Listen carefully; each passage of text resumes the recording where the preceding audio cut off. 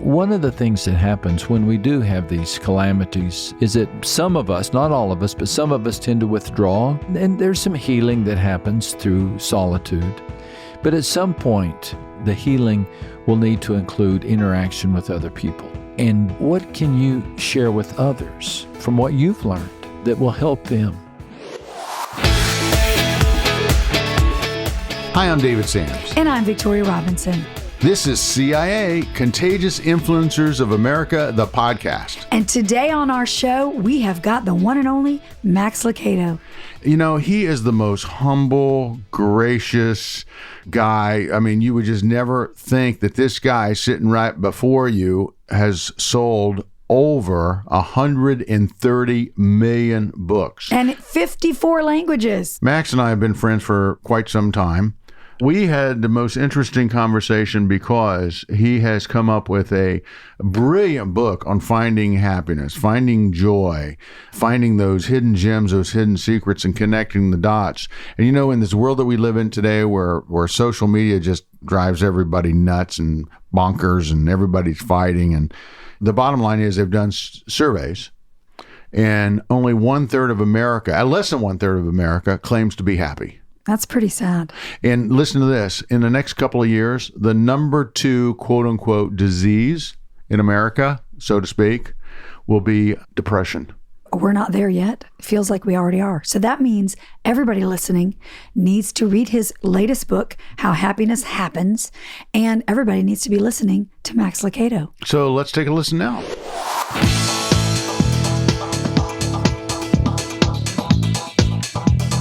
So, Max, the last time we worked together, I think that you had sold about 70 or 80 million books. Now I think you're up to, what, 140 million or 30? That's what they say. My wife bought most of those. Oh, my goodness. I saw in the back of your current book, How Happiness Happens, a list of categories. If you're feeling this way or that way, I've got a book for you. And this thing went on for pages. Right? You know, some people write for quality. I just stick with quantity. Yeah. So, how do you write a book and say to yourself, well, I can't really write about that. I wrote about that 47 books ago, or I forgot about what I wrote about. How do you do something that you didn't do before, or does it really matter? Great questions. Great questions. Well, I would be dishonest to say that I don't pay attention. My terminology is first base, second base, and home run. You know, some books I thought I'm just going to get on first base, and that's great. This is a topic for a kind of a niche, a smaller population group, but then it just boom. It really connected. And then sometimes I'll write a book thinking, man, this one's going to be, oh boy, I can't wait. And I'll tell the publisher, we'll all get excited. And then it'll just kind of get stuck on first base.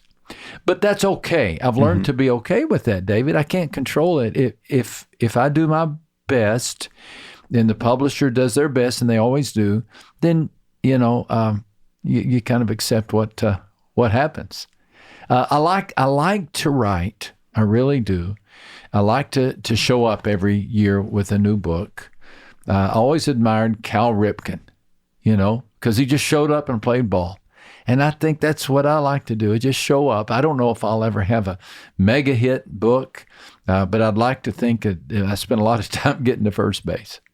Well, you've had a few mega hits. Well, they've done well. They've done well. First of all, how many books are you up to? It always depends on how you count them, you know.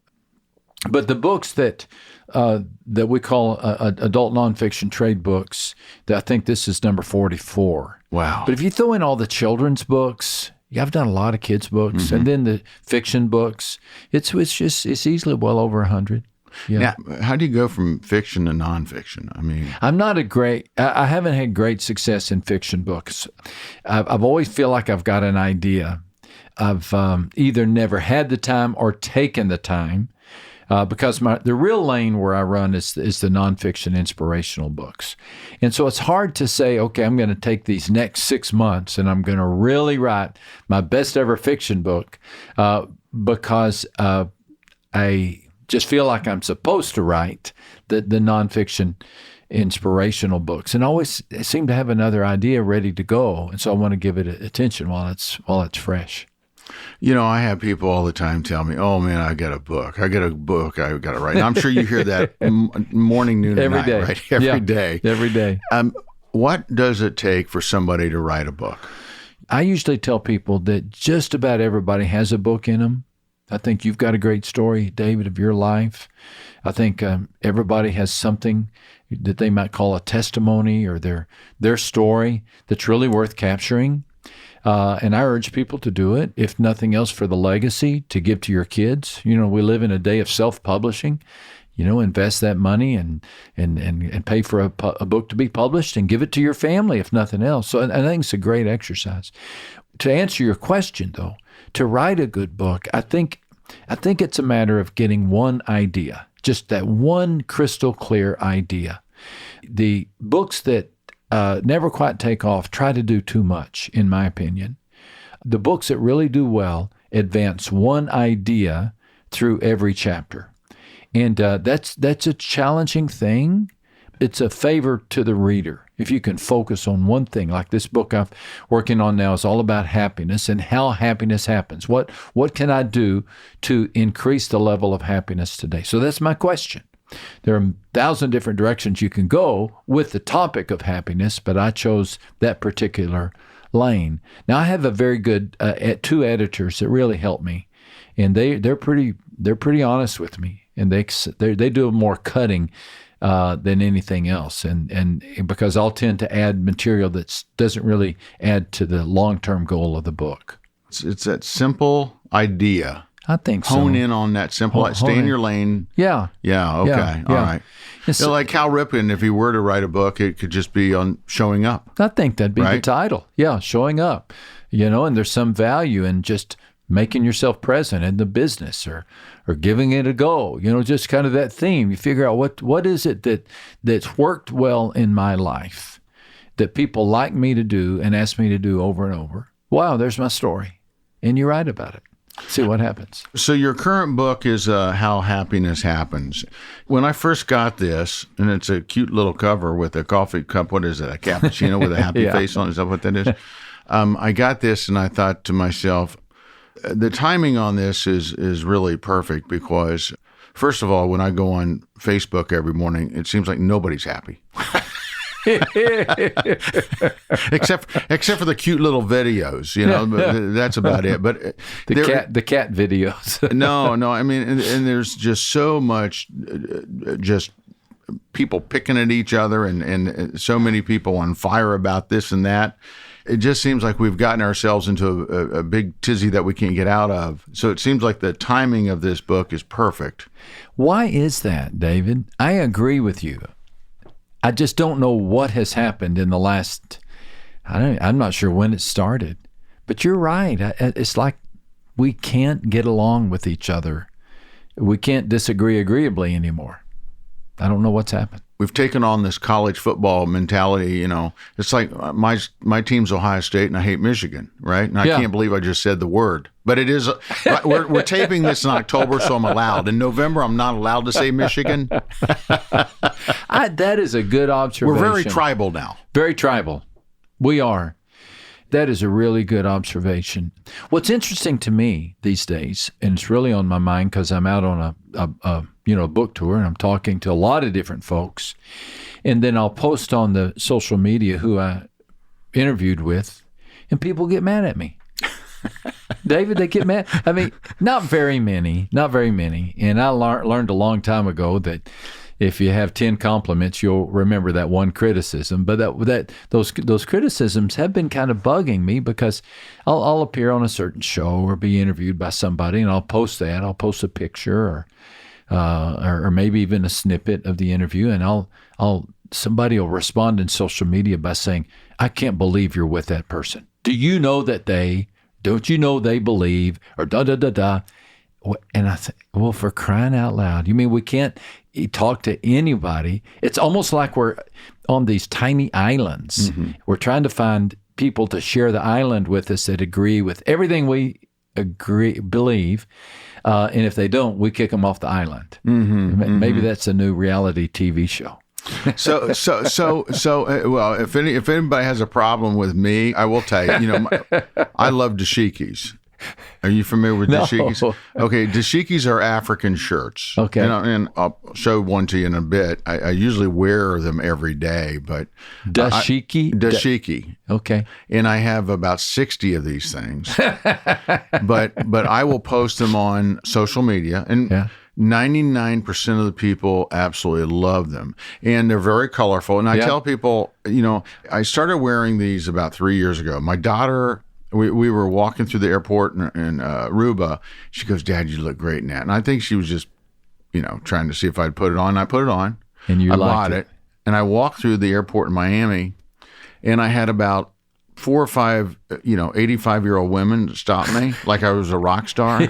And my 20-year-old daughter was, Dad. The bottom line is that I felt really comfortable in this shirt. And so I went out and started buying these things.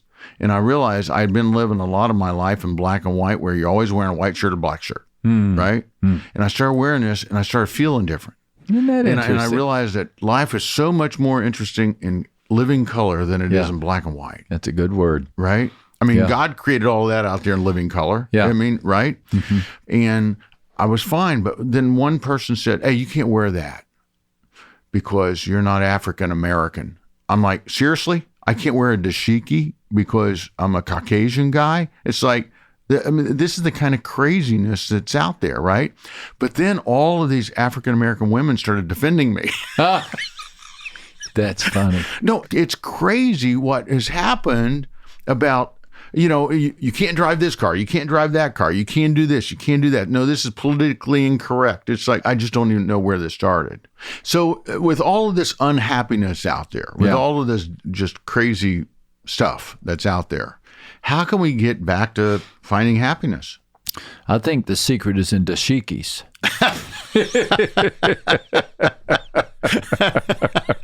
Everybody, I set myself up for that, didn't I? You make me want to go get one. The thing that I'm talking about a lot in the book is what we're talking about, and that is the dearth of happiness today. Only 1 in 3 Americans say they're happy, which is, I think, tragic. Just 1 in 3 Americans. Most people can't find enough happiness to check the yes on the box in the happiness questionnaire. And then my idea is that if you want to really find happiness, just make other people happy. It just really comes down to that. If your happiness depends upon circumstances, then you're setting yourself up for disappointment because we can't control our circumstances. We live in the most advertising saturated generation in history, and advertisers, as we all know, they have to convince us we're unhappy so they can convince us to buy the product that they say will make us happy. So we're always it is being suggested to us that we're not happy until we own something or buy something or move or acquire or whatever. So I think that's what's going on. I think that there's just this subliminal message all around all the time that's saying you're not really happy yet, but if you'll buy this, you will be. We got to make a decision that, okay, I'm not going to buy into that anymore. Just simply not. But I'm going to take this other approach and try what it's like to make other people happy. And that's really a fun adventure. And that's what this book is all about. Well, I remember my old friend Bud Paxton, who's no longer with us. He's the founder of Pax TV and Home Shopping Network. He would just always say, happy wife, happy life. Mm-hmm, mm-hmm. That was it. That was his motto. It was that simple, huh?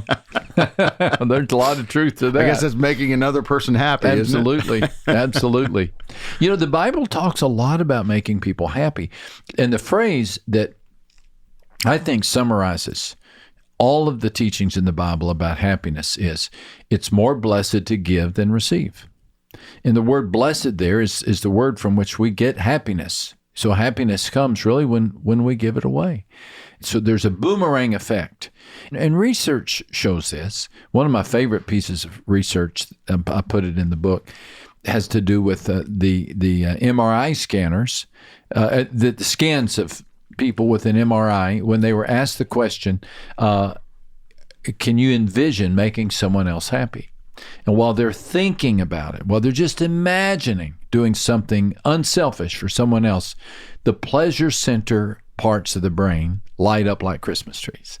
The same parts that light up when you're enjoying a good dinner or having sex or on a vacation, all the things that bring you joy, that same part of the brain lights up. And it's like our brains are wired to be unselfish. But since we have this proclivity toward thinking about ourselves, we don't activate that part of our brain as much as we possibly could have. Is there a step-by-step plan to begin to discover that happiness? I think there is. I think there's a series of scriptures in the Bible that we call them the one-another scriptures. And there's 59 of them in all. So I didn't try to unpack them all, but I took 10 of them.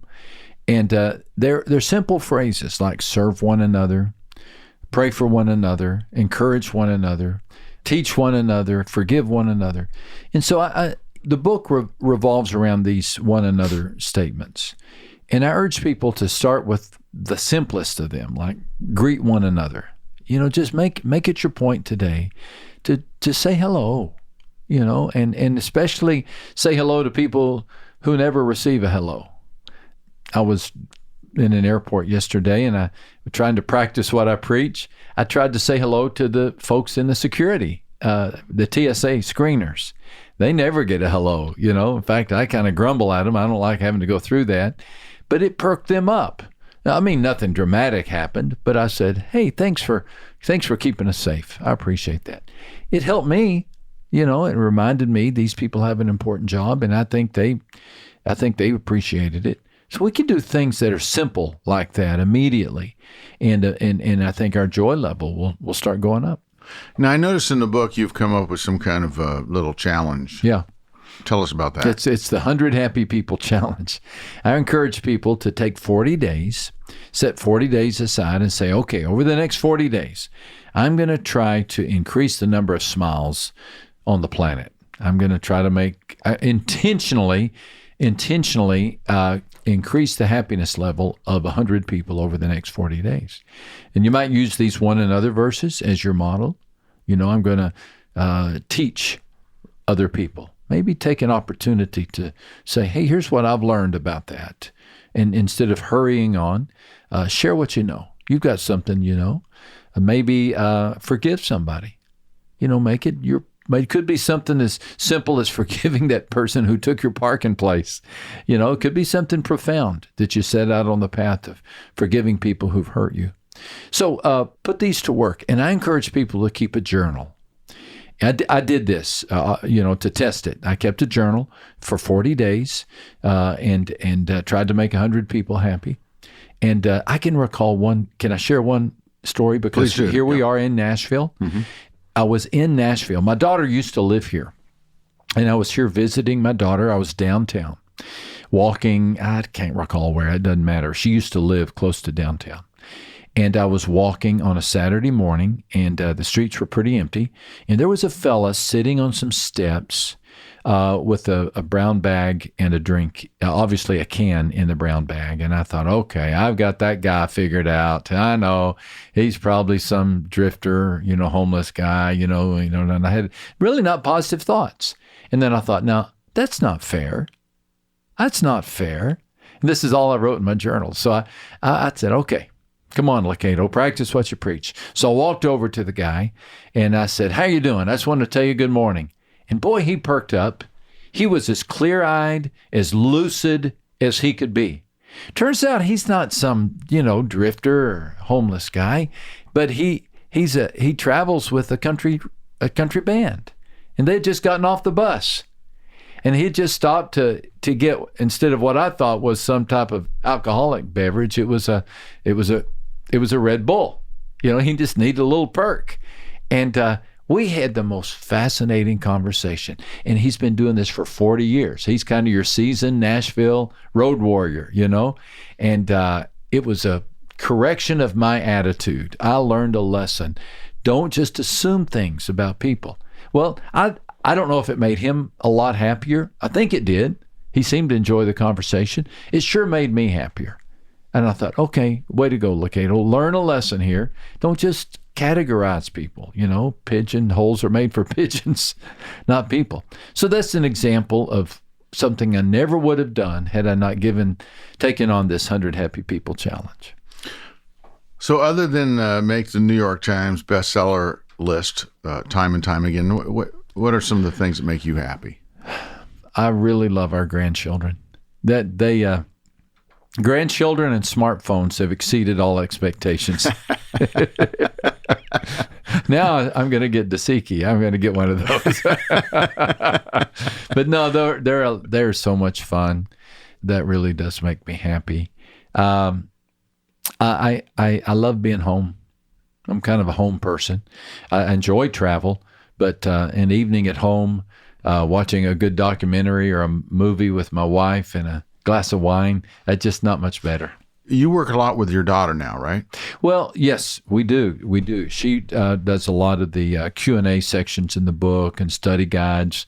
She lives up the road. I live in San Antonio. She's in Austin, so we get to see her quite a bit. I have 3 daughters, and one lives in San Antonio, one in Austin, and one in Waco. Are you still pastoring? I am.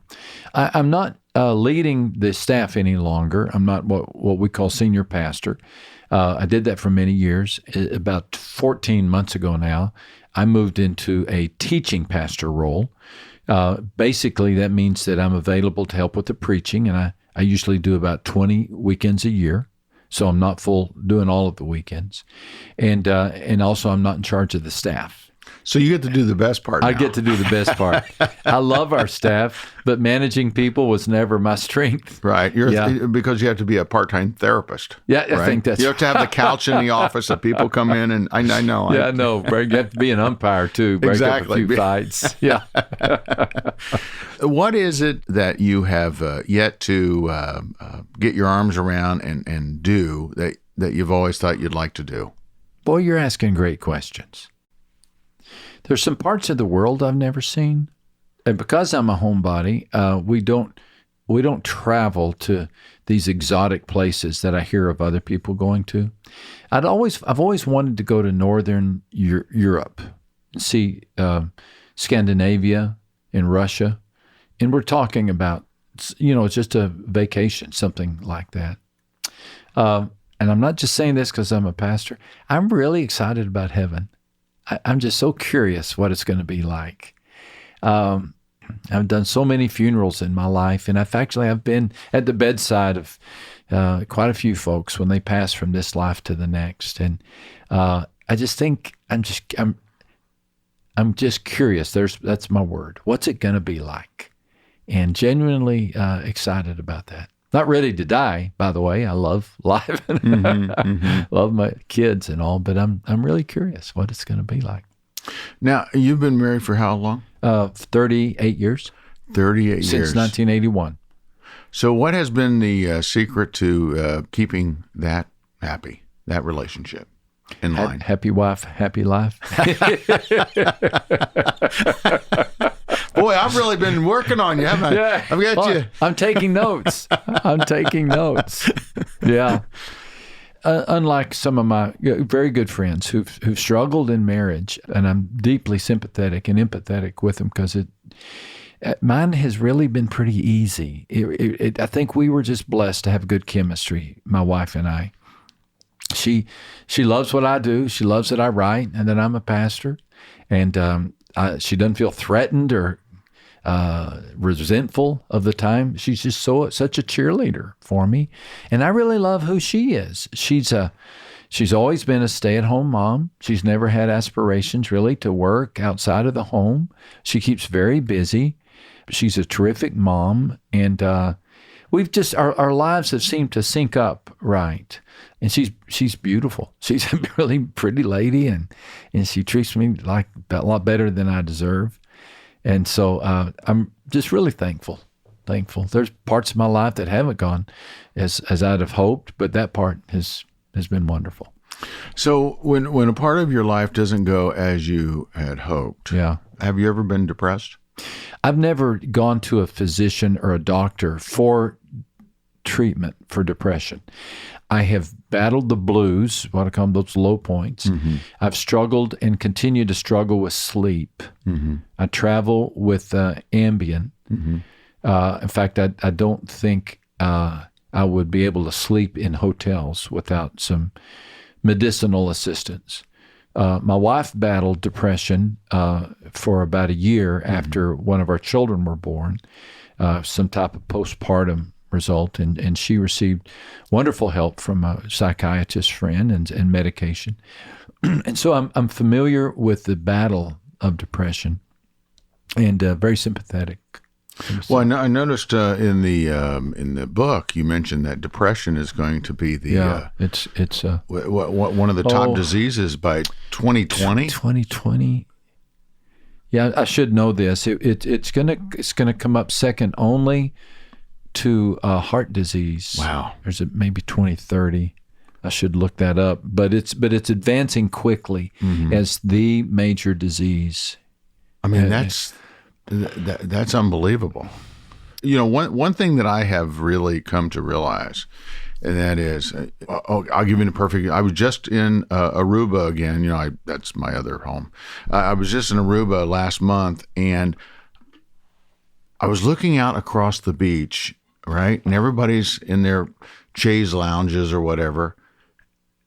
I'm seeing dozens of people, right, and 9 out of 10 people are on their phones. Here you have a beautiful ocean, this unbelievable sand, you know, that kind of white sand that's kind of almost mud. It's so fine, right? Yeah. And beautiful skies with the big white puffy clouds. Yeah. And people are on their phones, right? You're nailing it right now. You're nailing it. They're isolated. They're not talking to the person next to them. They're not in the ocean. I'm sure that we see this all the time in restaurants. We do. I was in New York City just 3 or 4 days ago, and I was in an elevator. It was really packed. Every person in the elevator was looking down at their phone. And I'm not saying that 30 years ago we would all be having a lively conversation, but the odds of somebody greeting one another, saying hello, how's your day going? Oh, good to see you again. None of that happens. None of that happens because we're so locked in on the social on the smartphone. Yeah. So what I wonder is what interpersonal relationships are going underdeveloped among younger people these days. That here you and I are talking like our parents used to talk. You know, well, when we were kids, But the truth of the matter is, since we didn't have that, we learned to talk to each other. Hey, now I would go out and play baseball in the street back in the day. You know, I mean, we really did that. We did that. We did, didn't we? Yeah, we did those goofy things. But we had to talk. I mean, we got our social interaction from conversations, not from pushing buttons. So a good question is, what are the consequences of this? What interaction abilities are going underdeveloped right now because we're so dependent upon smartphones and texts and tweets to express ourselves? Well, I think there's a big difference back in my day. Now, back in the day, if you were going to ask a girl out, you asked her out. You didn't send her a text. Yeah. There's a difference. There's a difference. There's a difference. You know, because you have to interact. You know, when you're in front of somebody, you actually have some dialogue. And doesn't this speak into what we were talking about earlier about the anger in society today? I think that some of the comments that we read, the angry comments, I think if that person writing or communicating those comments were actually looking into the face of the person to whom they're addressing those comments, I think they would tone it down. It's easy to be to lambast somebody when all you're doing is typing with your finger into the phone. It's something else if you're sitting at a table with a cup of coffee, and I think you would tone it down because you'd see the impact those words are having. And so I think that social media has contributed to this anger that's in our society. It's done a lot of great things, don't get me wrong, but it may be a strong contributor. So for somebody who is going through depression right now. Yeah. Maybe they've lost a loved one. Maybe they've ended up on the Maybe they've gone through a breakup, gone through a divorce. Maybe they have lost their job. Obviously, they're not in a state of happiness. What can this book do for them when they pick it up? Well, what I would hope is that something in this book would help them see that this stormy time will not last forever. It's a real time in their life, and it's a challenging time, but it won't last forever. It doesn't have to. And to have some hope, that the good days are going to come back. But just be patient. Be kind to yourself. Don't feel bad for feeling bad. It's just these seasons come with life. And consider, just consider reaching out to other people. One of the things that happens when we do have these calamities, David, in our life is that some of us, not all of us, but some of us tend to withdraw. We don't want to see anyone else. It's safe at home, or it's safe to be quiet, and so we avoid other people. And there's some healing that happens through solitude. But at some point, the healing will need to include interaction with other people. And the interaction can take the form of helping other people. You've been through something. As I'm talking to people who've been through a hard time, you've been through something, and it's not been easy, but redeem it for something good. And what can you share with others from what you've learned that will help them? You've been afflicted. Now, would you be willing to go to somebody who's living with a similar affliction and see if you can be the voice that says, here's what I learned. Here's how I got through it. And as you do that, you'll sense that the joy is coming back. You may always carry the wound from this affliction. You may always, and probably will, especially deep ones. This sorrow can be redeemed for something good by helping other people. Well, the one thing that really has helped me find my footing and really get back on the happy track is, first of all, I was living in the land of regret. After going through a divorce many years ago, that took years and years and years for me to get through. And I just thought my life was over. And as you know, I had 2 beautiful daughters, and devastating. But I will tell you this, the last 2 years, guess who I have spent time on the beach with in Aruba? Who? My 2 daughters. Of course, they go every year. But my ex-wife was there with me. Oh, my goodness. And this year with her fiance. Yeah. And I bought the cigars and he bought the tequila. Okay. So forgiveness is a big deal. It's huge, isn't it? Forgiveness is a big part of the equation. And has that forgiveness, is that happening? Yeah. Oh, yeah. No, definitely. Because otherwise, if you live in that land of regret and land of never forgiving and never letting go, you're right. It just wears on you, and you think she's worried about it. The other party. Yeah, is what I'm saying. Okay, I'm not picking on her, by the way. But I can sit around thinking about it. Right. But is the other person really thinking about it? Yeah.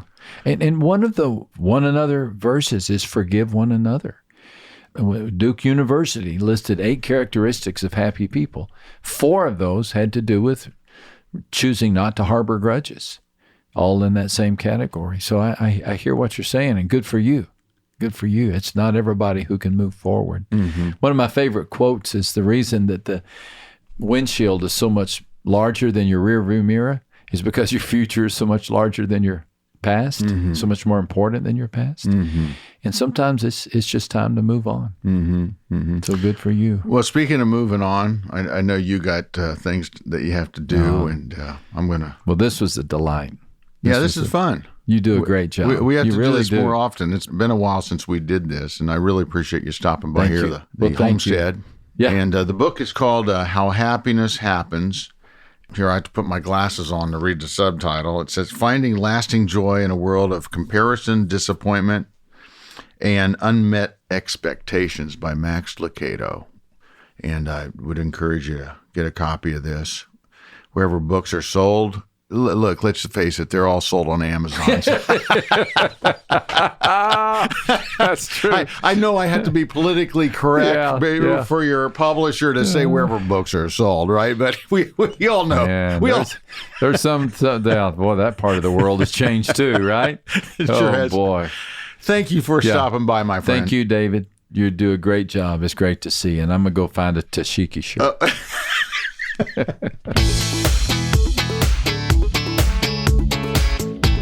So, Victoria, are you feeling happy now?